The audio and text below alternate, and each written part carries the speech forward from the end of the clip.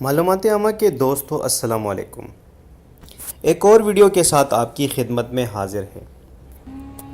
دوستو، ملائیشیا سے تعلق رکھنے والے شیخ مظفر شکور انٹرنیشنل اسپیس اسٹیشن کے 16 مشن میں شامل عملے کے ایک رکن تھے، جو 2007 میں جب خلا میں جانے والے تھے تو ان کو 2 مسائل کا سامنا تھا۔ ایک تو خانہ کعبہ کی جانب رخ کر کے نماز پڑھنا، کیونکہ انٹرنیشنل اسپیس اسٹیشن مسلسل حرکت میں رہتا ہے اور وہ اپنے 9 روزہ خلائی قیام کے دوران رمضان المبارک کے روزے بھی خلائی اسٹیشن میں رکھنا چاہتے تھے۔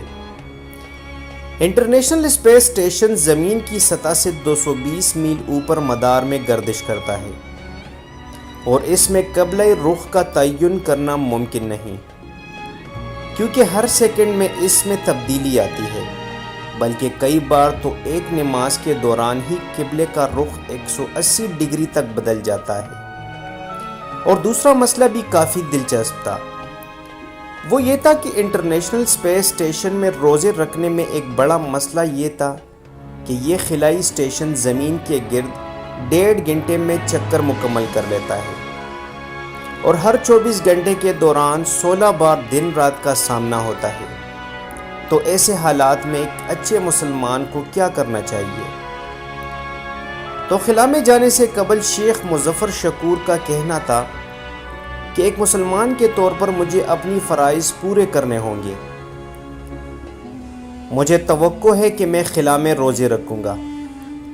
ان مشکلات کو دیکھتے ہوئے ملائیشین اسپیس ایجنسی نے 150 سائنسدانوں اور عالمین کی کانفرنس کا انعقاد کیا تاکہ ان سوالات کے جواب تلاش کیے جا سکے، اور اس کے نتیجے میں انٹرنیشنل اسپیس اسٹیشن میں عبادت کی گائیڈ لائنز پر مشتمل دستاویز تیار ہوئی، جس کی منظوری ملائیشین نیشنل فتویٰ کونسل نے دی۔ یعنی شیخ مظفر شکور کے باعث مسلمانوں کے لیے خلا میں عبادات کے لیے پہلی جامع گائیڈ بک تیار ہوئی، جو 18 صفحات پر مشتمل تھی۔ اس گائیڈ لائن کے مطابق خلا باز قبلہ رخ کا تعین جو اس کے بس میں ہو اس کے مطابق کرے، جیسے خانہ کعبہ کی پروجیکشن اسپیس اسٹیشن میں کرے۔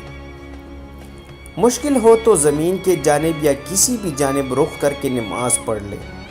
جہاں تک روزوں کی بات تھی تو شیخ مظفر کو علماء نے کہا تھا کہ وہ زمین پر واپسی تک روزے نہ رکھے، یا اگر رکھنا ہی چاہتے ہیں تو وہ قازقستان کے اس مقام کے طلوع آفتاب اور غروب آفتاب کے اوقات کے مطابق روزے رکھے جہاں سے وہ خلا کے لیے روانہ ہوں گے۔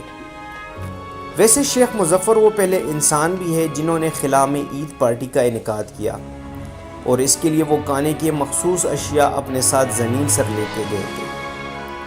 وہ اپنے ساتھ ملیشین سٹے کے ساتھ کوکیز لے کر گئے تھے تاکہ عید کے موقع پر ساتھی خلا بازوں کی تواضع کر سکے۔